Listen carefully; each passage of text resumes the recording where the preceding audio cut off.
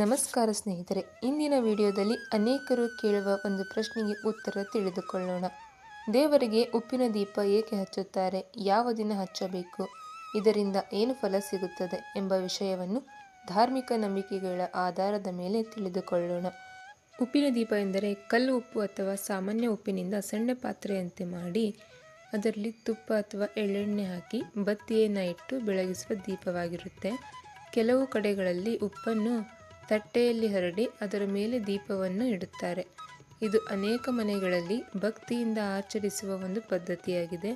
ಆದರೆ ಇದರ ಬಗ್ಗೆ ವಿವಿಧ ಸಂಪ್ರದಾಯಗಳಲ್ಲಿ ವಿವಿಧ ರೀತಿಯ ಆಚರಣೆಗಳಿವೆ. ಮತ್ತು ಇದರ ಮಹತ್ವವೇನು ಎಂದರೆ, ಹಿಂದೂ ಸಂಪ್ರದಾಯದಲ್ಲಿ ಉಪ್ಪು ಶುದ್ಧತೆ, ಸಮತೋಲನ ಮತ್ತು ನಕಾರಾತ್ಮಕತೆಯನ್ನು ಹೀರಿಕೊಳ್ಳುವ ಸಂಕೇತವೆಂದು ಪರಿಗಣಿಸಲಾಗುತ್ತದೆ. ಉಪ್ಪು ಆಹಾರದ ರುಚಿಯನ್ನು ಹೆಚ್ಚಿಸುವಂತೆ ಜೀವನದಲ್ಲೂ ಸಮತೋಲನ ಮತ್ತು ಸಕಾರಾತ್ಮಕತೆಯ ಕಡೆ ಸಂಕೇತ ಎಂದು ಭಾವಿಸಲಾಗುತ್ತದೆ. ನಿಜವಾದ ಫಲ ಯಾವುದೆಂದರೆ, ಯಾವುದೇ ಪೂಜೆಯ ಫಲವು ಕೇವಲ ಒಂದು ಆಚರಣೆಯಿಂದಲೇ ಸಿಗುತ್ತದೆ ಎಂದು ಹೇಳಲು ಸಾಧ್ಯವಿಲ್ಲ.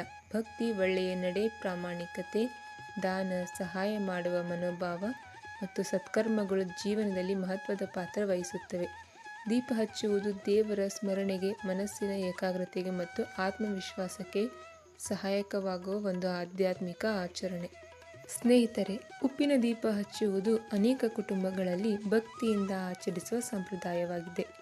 ಇದರ ಮಹತ್ವವು ಮುಖ್ಯವಾಗಿ ಆಧ್ಯಾತ್ಮಿಕ ನಂಬಿಕೆಗಳಲ್ಲಿ ನೆಲೆಗೊಂಡಿದೆ. ಭಕ್ತಿಯಿಂದ ದೇವರನ್ನು ಸ್ಮರಿಸಿ ಒಳ್ಳೆಯ ಕೆಲಸಗಳನ್ನು ಮಾಡುತ್ತಾ ಜೀವನ ಸಾಗಿಸಿದರೆ ಮನಸ್ಸಿಗೆ ಶಾಂತಿ ಮತ್ತು ಧೈರ್ಯ ದೊರೆಯುತ್ತದೆ ಎಂಬುದು ಅನೇಕ ಭಕ್ತರ ಅನುಭವ. ಈ ಮಾಹಿತಿ ನಿಮಗೆ ಇಷ್ಟವಾದರೆ ವಿಡಿಯೋಗೆ ಒಂದು ಲೈಕ್ ಮಾಡಿ, ನಿಮ್ಮ ಸ್ನೇಹಿತರ ಮತ್ತು ಕುಟುಂಬದೊಂದಿಗೆ ಹಂಚಿಕೊಳ್ಳಿ. ಇಂತಹ ಇನ್ನಷ್ಟು ಆಧ್ಯಾತ್ಮಿಕ ಮಾಹಿತಿಗಾಗಿ ನಮ್ಮ ಚಾನಲನ್ನು ಸಬ್ಸ್ಕ್ರೈಬ್ ಮಾಡಿ. ಧನ್ಯವಾದಗಳು. ಶುಭವಾಗಲಿ. ಶ್ರೀ ರಾಘವೇಂದ್ರ ಸ್ವಾಮಿಯ ಕೃಪೆ ನಿಮ್ಮೆಲ್ಲರ ಮೇಲಿರಲಿ.